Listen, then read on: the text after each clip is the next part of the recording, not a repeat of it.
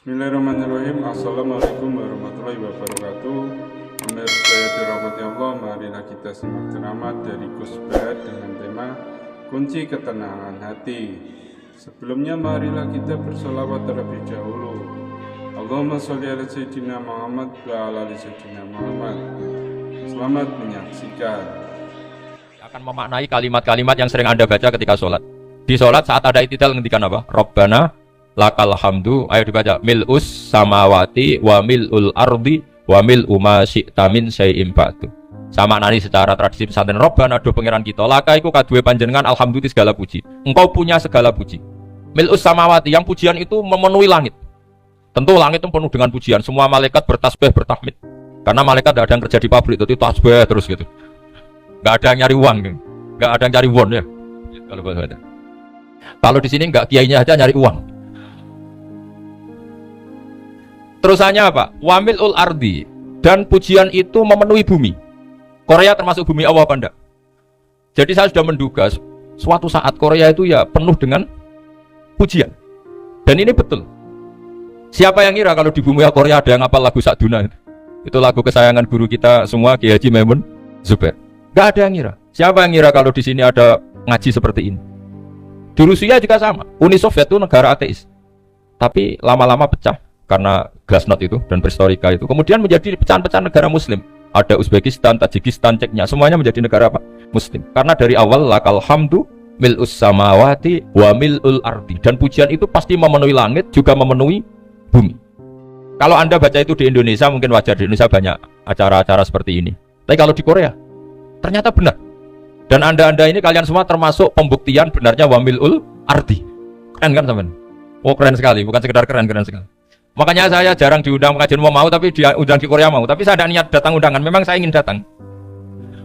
Jadi ya karena itu ini bentuk penghormatan saya. Bentuk penghormatan saya bahwa pada akhirnya benar-benar lakal hamdu mil'us samawati wa mil'ul ardi. Jadi Anda tidak perlu pesimis, dulu Indonesia juga seperti itu.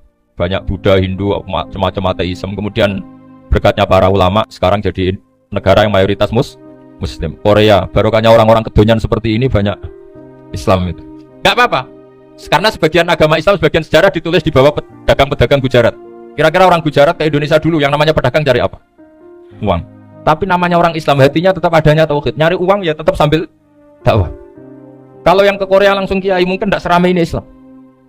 Karena kalau kiai datang langsung dicurigai jadi misionaris, jadi ribet malah. Tapi kalau sampean nggak ada yang curiga. Namanya pekerja saja nyari uang, dan itu memang fakta. Cuma kadang ya sadar terus ya bagus lah seperti itu. Nggak apa-apa, maksud saya ini saya memberi support, memberi tasjid bahwa Allah itu luar biasa. Jadi kalau ingin menyebarkan agamanya macam-macam. Kadang kiai tidak bisa mengislamkan orang, itu anak-anak mahasiswa pacaran itu banyak yang pacarnya itu masuk Islam. Tapi sampean jangan bilang pacaran halal ya, tidak pernah. Tapi Allah kalau menghendaki memberi hidayah itu jalannya macam-macam. Ada yang lewat kerja, coba yang bayangkan ada tahlilan di Korea itu semua kiai tidak pernah bayangkan. Tapi setelah banyak pekerja di sini, kemudian mereka insaf atau sedang insaf, tidak tahu ini. Sampai kapan insafnya juga tidak tahu. Tapi yang jelas ini hebat, ini apa? Hebat. Tahu-tahu ya seperti ini. Makanya iman saja, Rabbana lakal hamdu mil'us samawati wa mil'ul ardi. Masih ditambahi wa mil'u ma syi'ta min syai'in ba'du. Karena Allah itu zat yang tidak terperikan, zat yang tidak terbatasi. Maka pujian di langit dan bumi ini masih kurang. Masih ada apa saja yang nanti akan dipenuhi oleh pujian kepada Allah Subhanahu wa ta'ala. Wa mil'u ma syi'ta min syai'in ba'du. Dan pujian kepada Engkau ya Allah akan memenuhi semua ruangan yang Engkau kehendaki.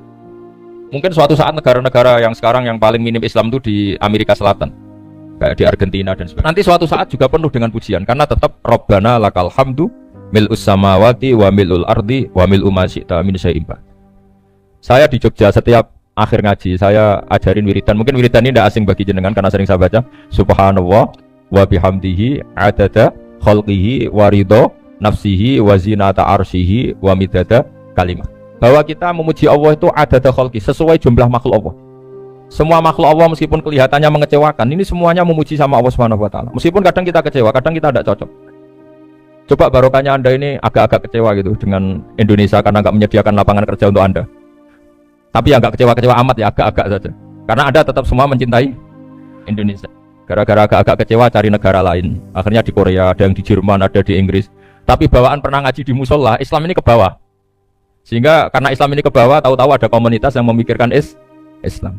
Umumnya orang mikir Islam itu ya bikin masjid. Kalau di Korea unik, nyewa apa? Nyewa gedung untuk masjid. Itu kalau diceritakan di Indonesia aneh. Ini masjid sewaan. Masjid. Tapi kalau di sini lazim, karena kalau beli mahal ya cukup sewa. Saya tidak tahu kalau dalam terminologi agama tempat Anda sujud ini nanti jadi saksi di akhirat. Itu yang permanen apa yang sewaan tidak tahu. Jadi nanti bumi ini tanya, ya saya ya Allah pernah dipakai sujud, tapi setelah 1 tahun nggak kuat menambah lagi. Makanya saya dukung tadi yang ada gerakan masjid apa. Sebenarnya permanen nggak permanen itu tetap bagus, ada usah memaksakan. yang jelas saya sudah ikut nyumbang lelang tadi, dan saya berharap uang itu benar-benar untuk masjid. Kalau untuk takmirnya juga gak apa-apa, yang penting untuk menghidupi masjid. Saya juga termasuk kiai yang gak suka kalau hukum itu terlalu fanatik. Misalnya uang ini untuk masjid, kemudian imamnya diterlantarkan. Karena alasannya ini untuk masjid, imam kan gak masjid. Nah ini kalau imamnya gak diservis, kemudian mutung terus pulang ke Indonesia. Ini jadi masalah. Tapi saya juga gak suka kalau ada negara gitu. Betul-betul saya gak suka. Yang imamnya itu terlalu diservis. Ini buruk sekali kan. Pernah ada anekdot, ini anekdot tapi nyata. Ada negara yang sangat sehat, ya. Islamnya sangat sehat. Itu imamnya 1 bulan tuh digaji 70 juta. Kira-kira 70 juta dibagi 1 hari berapa? 5 sholat ya? 5 kali 30 berapa? Kira-kira 150. Berarti per sholat dapat berapa ya? Kira-kira kan biasa potong gaji kalau berapa kira-kira? Singkat cerita, si kiai dari luar negeri tadi cerita apa Indonesia? Kiainya miskin-miskin, datang ke masjid kan kadang pakai ontel, adzan sendiri, qomat sendiri, sholat sendiri kadang. Itu nasib orang-orang Sragen dan Salatiga sebagian. Itu yang lapor karena mereka gitu. Kalau Rembang insya Allah enggak. Tapi ada semuanya Salatiga, sebagian begitu. Itu yang cerita kiainya, bukan ini bukan hoax. Memang kiainya cerita nasib kiai di Salatiga katanya. Itu digojlok, tapi tetap sholat. Singkat cerita orang tadi cerita, imamnya di sana naiknya Mercy, muadzinnya pakai BMW. Itu tetangga sebelah Indonesia banyak yang fasilitas imam seperti itu. Karena gajinya sampai 70 juta. Setelah dia cerita bangga karena negaranya mengapresiasi imam sholat, sama kayak Indonesia dia omongin gini, makanya kamu sholat terus, takut potong gaji ya. Itu kagetnya bukan main dia. Dikira itu satu sifat kelebihan negaranya, ternyata buruk sekali karena imam sholat karena takut potongan gaji. Akhirnya kayak Indonesia bangga, alhamdulillah kita sholat tambah gaji. Dan tetap sholat. Keren mana yang digaji sama Anda? Ini yang di atas ini banyak calon imam itu sebenarnya. Tidak keren mana imam yang digaji sama Anda? Keren yang enggak. Tapi kalau pertanyaannya dibalik, keren mana jamaah yang peduli imamnya sama yang enggak peduli? Jadi jawabannya harus tetap seperti itu. Imamnya keren yang ikhlas, tapi jamaahnya keren yang peduli imamnya. Jelas ini ya fatwa saya ya. Gimana? Imamnya baik yang ikhlas, tapi jamaahnya baik yang peduli nasib. Nah, tapi sekali imam dari awal gak ikhlas itu harus di PHK. Itu bahaya bagi agama kalau awalnya sudah ada ikhlas. Karena nanti setelah habis subuh terus dihitung, wong setahu saya sholat terus kok kenapa gajinya tinggal segini? Ya, setahu saya sholat terus kok gajinya tinggal segini. Terus nanti takmirnya bilang, kemarin duhur Pak Yai tidak ngimamin, kemarin asar tidak ngimamin. Terus dihitung, bisa enggak agama akan berjalan seperti itu? Enggak kan? Ya makanya pertanyaannya tadi, suka atau punya imam ikhlas? Suka, tapi imamnya juga suka kalau jamaahnya peduli. Ini penting saya utarakan karena agama itu beda. Agama ini diurus oleh Allah Subhanahu. Jadi kita mengerahkan pemikiran itu bukan karena kita akan menyelamatkan agama ini, tidak. Agama ini diselamatkan oleh Allah Subhanahu wa taala. Coba kayak apa Uni Soviet kuatnya itu. Mengkooptasi supaya orang semuanya ateis, semuanya komunis. Itu 100 tahun Uni Soviet begitu. Tapi orang-orang Uzbek, Ceknya, Tajikistan tetap ngajari anak-anaknya tauhid. Itu ada yang cerita itu sampai mengajarkan tauhid itu di bawah tanah, di basement. Tapi Allah menghendaki Rusia itu, Uni Soviet jatuh. Ketika jatuh, negara-negara ini langsung menjadi negara Islam, yaitu Uzbek, Tajikistan, Ceknya. Mungkin nggak mereka langsung menjadi negara Islam, andai kan saat menjadi Uni Soviet benar-benar menjadi ateis? Nggak mungkin kan? Karena saat dikooptasi Uni Soviet, akidah mereka tetap tauhid, cuma nggak berani muncul. Artinya apa? Uni Soviet nggak bisa menghabisi Islam. Kurang kerennya Uni Soviet zaman itu, bisa nggak menghabisi Islam? Nggak bisa. Donald Trump dulu termasuk Islamfobia, tapi setelah dia anti-Islam, malah orang Amerika demo supaya memperhatikan Islam. Nggak bisa. Makanya Korea pun nggak bisa menghabisi Islam. Kalau sampean menghabisi Islam sendiri bisa. Karena terus gak mau sholat, gak mau zakat itu sampai, tapi sampean toh yang Islamnya habis, Islam tetap baik-baik saja. Makanya ini penting saya utarakan supaya kamu pede bahwa agama ini pernah dibawa orang yang pedagang. Ya soal ada sebagian pendakwah yang ikhlas ya banyak, tapi sejarah yang gampang kita lihat adalah Islam itu dibawa oleh apa? Pedagang Gujarat, pedagang India. Gak apa-apa sejarah itu meskipun sebagian menentang gak apa-apa, tapi sejarah itu tetap ada. Pasti sebagiannya memang seperti itu dan itu tidak masalah. Saya ulang lagi itu tidak masalah. Coba dulu pemain bola kalau di Inggris itu kalau mau sholat susahnya bukan main. Apalagi kalau mau puasa. Kalau di sini kerja puasa katanya mati lu kalau apa? Puasa. Kalau mau sholat katanya dicari mana ini berhalanya kok. Kata orang-orang ateis kan gitu, dicarikan patungnya. Kali ini sholat kok gak ada patungnya ini gimana ini. Ya ngalamin gitu. Tapi Allah Maha Kuasa. Banyak investor mana itu Dubai atau Qatar yang tertarik investasi di dunia bola. Kayak Sulaiman Al-Fahim makanya beli Manchester City. Itu sekarang pelatihnya negur orang sholat gak berani, bahkan di tengah stadion dibangunkan masjid. Kalau sampai daftar jadi muadzin bisa. Apa nyanyi Sakduna di sana juga bisa. Dulu Aljazair bencinya bukan main. Apa Perancis sama orang Islam itu bencinya bukan main. Barokahnya Zidane pemain bola dan juara dunia, terus Zidane turunan Aljazair. Akhirnya orang Perancis itu mencintai Islam, itu barokahnya sepak bola. Allah punya sekian cara untuk mengenalkan Islam. Di Perancis dikenalkan lewat pemain sepak bola. Nah di Korea ini yang agak unik, dikenalkan lewat pecinta Allah. Saya jamin ini tidak apa-apa, sudah aman, pokoknya aman. Saya jamin aman. Pokoknya alhamdulillahilladzi hadana lihada wa ma kunna linahtadiya laula an hada. Karena agama ini dibawa oleh Allah Subhanahu wa taala, yang menjaga juga Allah Subhanahu wa taala. Sama tidak usah khawatir. Kalau ada kelompok tertentu yang mengkhawatirkan Islam, sekarang Islam bahaya gini-gini, itu kurang roja, itu kurang optimis itu. Harapannya sama Allah tipis, harus ngaji lagi.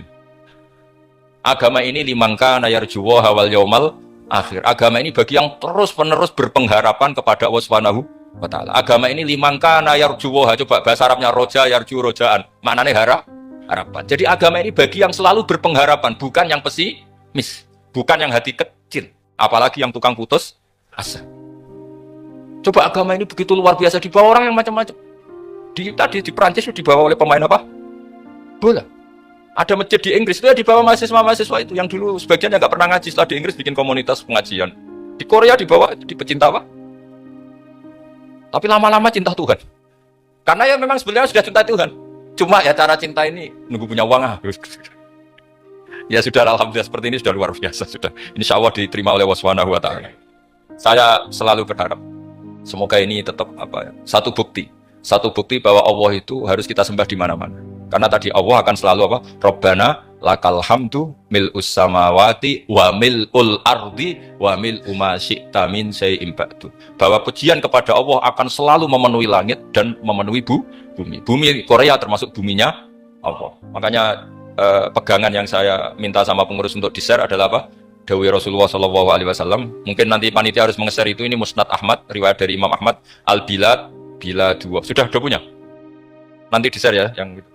Al-biladu biladullah, bahwa negara hakikatnya adalah negara Allah. Wal ibad ibadullah, semua hamba hakikatnya adalah hamba. Di hadis itu fahaitsuma asabta khairan fa'akim.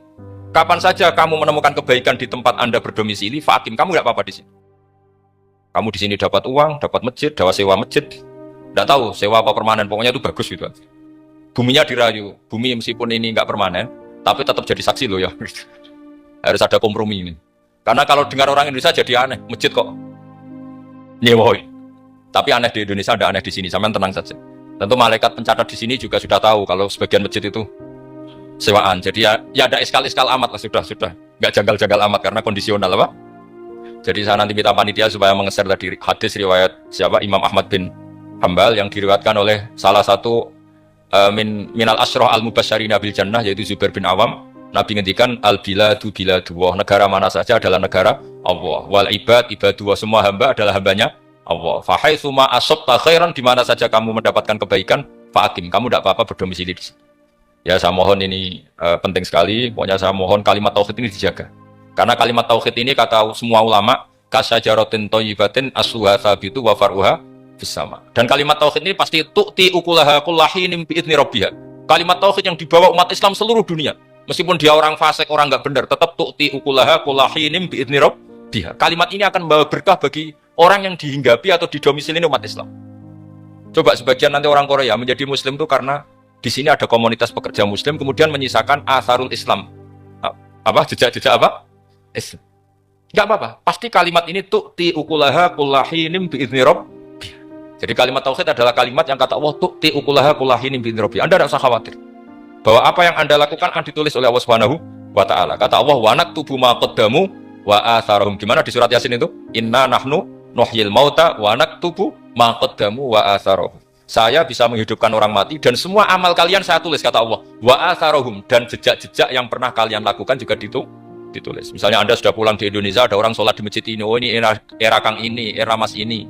Nanti setelah itu ya ini era Mas ini, Mas ini. Menjadi familiar Islam juga barokahnya muassis-muassis ini, pendiri-pendiri ini. Semoga kalian semua barokah dan fid dunya wal ini ya. Perasaan saya juga seluruh ulama di dunia. Saya ulang lagi, perasaan saya juga seluruh ulama di dunia bahwa Islam masuk itu macam-macam sebabnya. Dulu kita tahu, kita sebagai warga Indonesia, Islam masuk itu ya di bawah orang yang agak kedonyan, ya kayak jenengan lah kira-kira gitu. Ya kayak mbak-mbak ini, ya agak-agak mata duitan itu. Karena kita tahu rata-rata ahli sejarah mengatakan Islam di Indonesia di bawah kiai apa pedagang. Pedagang itu nyari uang apa nyari dakwah kira-kira. Ya semoga Anda mirip-mirip seperti itu. Ya jadi nyari uang karena ada nurani Islam sehingga tetap saja membawa Islam. Saya tidak tahu Islam Anda ala apa, tidak tahu. Pokoknya mau ngaji ya berarti Islam ala ahli sunnah wal jamaah. Jadi ini penting saya utarakan bahwa Islam itu agama yang mudah difahami, sehingga di bawah pedagang saja ya kasil gitu. Di bawah orang yang kedonyan kayak jenengan juga kasil gitu. Di bawah orang baik ya kasil, di bawah orang broken juga kasil.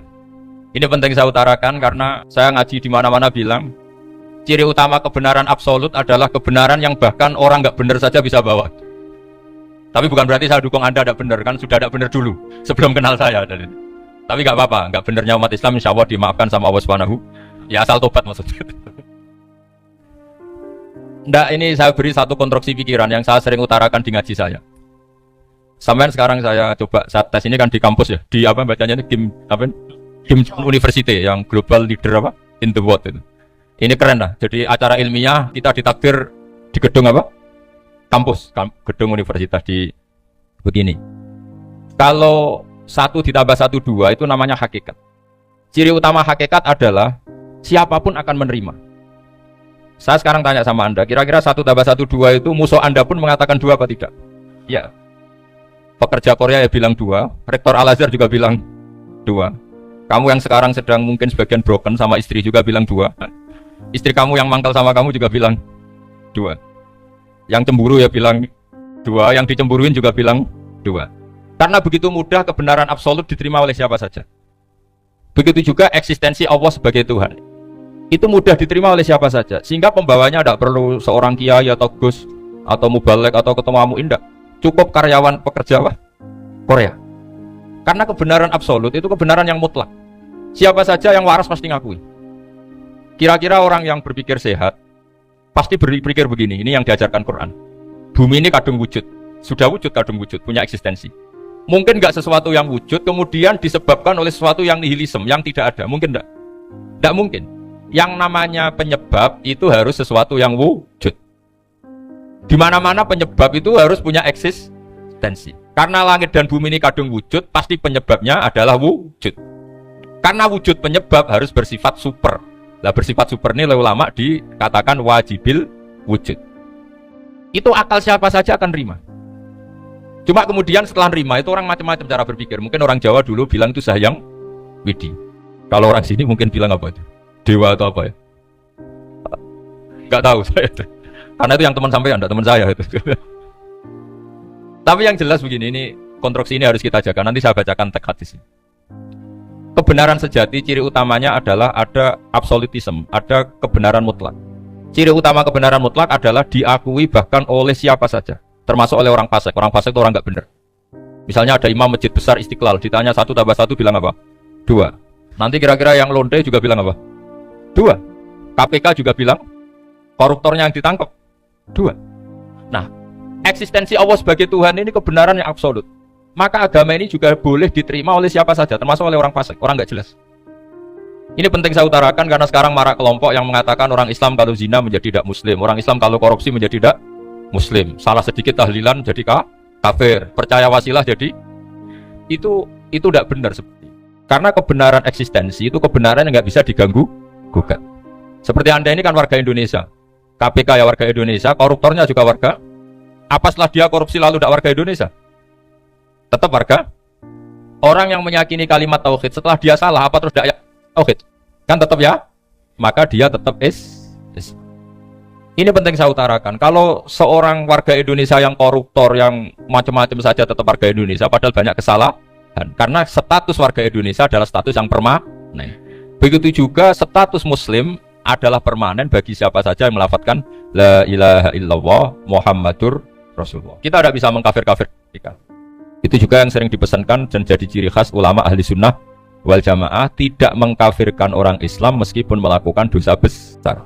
Soal dia salah nanti masuk neraka ya silakan saja, saya ada ikut, paham ya, sampai bisa mencoba. Tapi tetap saja dia muslim. Analoginya gampang sekali tadi. Orang Indonesia yang salah itu tidak akan merubah statusnya sebagai warga Indonesia. Karena ya memang dia berstatus warga Indonesia. Orang Islam yang sudah melafadzkan syahadat maka menjadi muslim. Saya di mana-mana berkampanye, berfatwa. Orang kafir yang 70 tahun kafir, sekali melafadzkan kalimat tauhid itu menjadi muslim apa tetap kafir? Muslim. Masa kita yang Islam terus, yang kalimat tahlil la ilaha illallah kemudian menjadi kafir karena kalimat itu? Itu faham aneh apa aneh? Wong yang kafir saja menjadi muslim karena kalimat tauhid, yang Islam menjadi kafir juga karena kalimat. Ini ngajak apa-apaan? Yang ngajak goblok-goblokan kira-kira kan gitu. Ini penting saya utarakan karena ini penting. Nah, setelah kamu yakin tauhid, ciri utama tauhid itu apa? Menstatuskan sesuatu sebagaimana hakikatnya. Misalnya bumi Korea, ini statusnya tetap buminya Allah. Maka dari awal saya husnudzon sekali sama Allah Subhanahu wa taala bahwa suatu saat di bumi mana saja itu ada tahlil. Enggak ngira kan ada ateis di sini, bumi ateis kemudian ada tahlil, ada sakduna, ada macam-macam. Ini penting, jadi saya mensupport Anda, mensupport kalian semua bahwa agama ini akan diurus oleh Allah Subhanahu wa taala. Makanya Sayyidina Umar radhiyallahu anhu kalau disuruh mikir agama itu tidak mau. Tidak mau betul. Ketika Umar jadi khalifah itu puncak keemasan masa Islam. Semuanya stabil, semuanya hebat. Sampai Irak, Iran zaman itu Persia masih, semuanya Mesir, itu semuanya ikut Islam.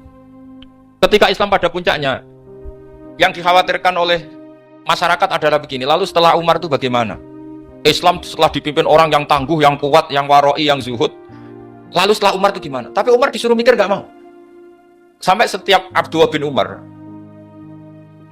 jalan-jalan di kampung-kampung itu abahnya dianggap pecundang. Tahu sampean pecundang? Orang yang nggak tanggung jawab. Karena orang-orang bilang gini, ya Abdullah bin Umar, bagaimana pendapat Anda kalau ada penggembala kambing di tengah hutan atau di tengah padang rumput, kemudian dia ninggal gelanggang kambingnya, kamu anggap penggembala ini gimana? Oh itu penggembala yang dolim itu. Pasti kalau kambing ditinggal ya kacau. Apalagi ini umat Rasulullah Shallallahu Alaihi Wasallam. Ini abah kamu tidak pernah wasiat, tidak pernah ngatur suksesi. Lalu Islam setelah dia bagaimana? Suruh dia ngomong penggantinya siapa? Karena beliau sudah sepuh, harus ada suksesi. Akhirnya Abdullah bin Umar lapor ke Umar. Ini gimana bah orang mengkomplain begini. Apa kata Umar? Agama itu beda dengan kambing katanya. Agama itu milik Allah Subhanahu. Mbok saya pikir, tidak saya pikir tetap jalan. Nah ini terbukti. Jangan ulama ya ndak, mufti ya ndak, tapi bisa menjalankan agama. Kalau agama sampai pikir malah rusak. Sudah pokoknya lakukan saja, tidak usah dipikir. Akhirnya betul. Karena agama ini milik Allah. Soal kita serius memikirkannya itu karena khidmah, karena kita ingin berbakti pada agama. Tapi Anda tidak boleh berpikir kalau agama ini butuh pemikiran Anda. Beda loh ya. Kita khidmah agama serius karena kita ingin mengkhidmati agama. Tapi agama ini tidak pernah butuh kita, karena agama ini akan diurus oleh Allah Subhanahu. Coba pas sampean kecil, orang jilbaban di Indonesia itu banyak apa banyak sekarang? Banyak sekarang. Kiainya mutu orang dulu apa mutu orang sekarang? Tapi perkembangan Islam itu ramai sekarang apa ramai dulu? Ramai sekarang. Islam menyebar di seluruh dunia itu zaman Wali Songo, zaman sampean keren mana? Keren sekarang. Kualitas solehnya sampean sama Wali Songo? Wali Songo. Ini betul. Karena agama ini diurus oleh Allah Subhanahu. Sayyidina Umar, agama ini innallaha ta'ala yahfadzu dinah. Innallaha ta'ala la yudhi'u khilafatahu waladina. Allah itu tidak akan menyia-nyiakan agamanya. Ini terbukti. Agama ini pernah dipimpin orang terbaik di dunia, yaitu Rasulullah SAW. Ketika beliau intakola ila rofiqil ala, ketika beliau pindah ke alam sana, diteruskan oleh sahabat yang tentu jauh di bawah Rasulullah. Diteruskan tabiin, diteruskan para wali songo, diteruskan sang sampean yang jauh di bawah wali songo. Sejauh-jauhnya. Tapi agama jalan sampai Korea. Agama jalan sampai apa? Dulu wali songo itu hanya sampai Mojokerto, sampai Tulungagung. Di bawah sampean, Layaban sampai mana nih? Korea. Coba kalau Allah tidak ngurus, nggak bisa. Yang gerakkan hatinya sampean peduli sama masjid siapa? Allah Subhanahu wa taala. Yang menggerakkan hati sampean peduli sama agama siapa? Tapi yang menggerakkan sampean ke Korea apa? Uang kan? Enggak, enggak apa-apa, jujur saja, jujur. Ya, santai aja. Ini bagian dari keramatnya jenengan. Niatnya agak bener tapi dibenerin Allah di sini. Dari awal niatnya kan uang gitu. Tapi setelah di Korea dibenerin Allah. Mbok ingat agama gitu. Keren kan? Makanya yang syukur sama Allah Subhanahu wa taala. Yang bisa hanya Allah taala. Makanya dalam dunia kiai selalu baca apa? Alhamdulillah alladzi hadana li hada wa ma kunna linahtadiya laula an hadana Allah. Alhamdulillah kita diberi hidayat seperti ini. Kalau tidak Allah tidak bisa. Sudah mata duitan, kadang istri ngomel, mertua tidak percaya. Sudah setengah-setengah broken gini saya tidak tahu sampai ke Korea itu karena broken pas saking sayangnya keluarga. Potensinya hanya dua. Dibela-belain kerja demi keluarga atau agak broken maka ke sini. Tapi apapun potensi itu tetap baik. Itu takdir sudah, itu takdir tidak usah dibicarakan. Semua itu apa? Karena orang kalau sedang rukun ya tidak mau tukaran, kalau sedang tukaran ya tidak mau rukun. Itu sudah semuanya takdir. Kata bapak saya dulu kalau ada orang mau jualan tanah, Pak Yai tanah saya mau saya jual. Ini gimana padahal ini tanah warisan. Kata bapak, nak waya adol ya adol. Memang ini saatnya jual ya jual saja. Nanti kalau kaya saatnya beli ya beli saja. Karena kalau sudah saatnya jual mau beli ya nggak mungkin kan? Mau memang saatnya jual. Kalau sudah kaya kan nggak mungkin jual tanah, saatnya beli. Maka semoga masalah di keluarga sampean ini masalah musiman. Maksudnya yang tukarannya ini musiman, yang rukunnya permanen. Jangan tukarannya permanen, rukunnya musiman. Setelah melihat yang lebih cantik, katut babon, nggak tahu saya kan. Nah ini semoga katut masjid ini bagian dari kafaroh sampean itu. Jadi kafaroh kesalahan di sampean. Assalamualaikum warahmatullahi wabarakatuh.